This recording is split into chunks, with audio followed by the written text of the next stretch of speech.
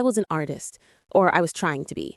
I'd spend weeks on a single digital painting, moody cityscapes, ethereal portraits, then I'd upload them to my Etsy shop and hear nothing. Crickets. My store was a beautiful digital ghost town. I made a grand total of $12 in 6 months. It was soul crushing. I knew my art was good, but I was failing at the game.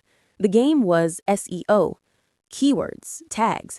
I was spending more time staring at spreadsheets of search terms than I was at my drawing tablet. It felt like I was trying to solve a puzzle in a language I didn't speak.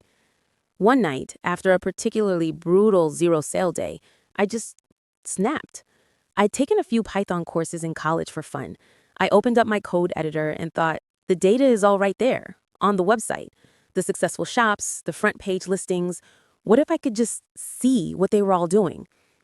My first script was a monstrosity. It was held together with digital duct tape and hope.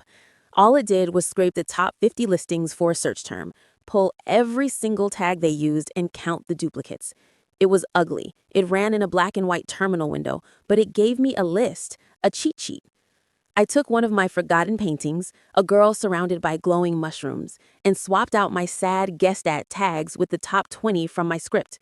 Cottagecore art, goblin core decor, dark academia, stuff I would have never thought of. The next morning, my phone made a sound I hadn't heard in months.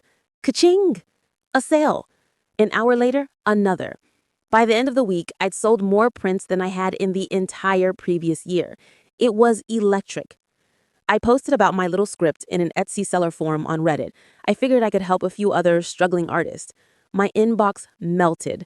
People weren't just asking how I did it, they were asking if they could pay to use it. That was the light bulb moment, the real one. The art wasn't the product.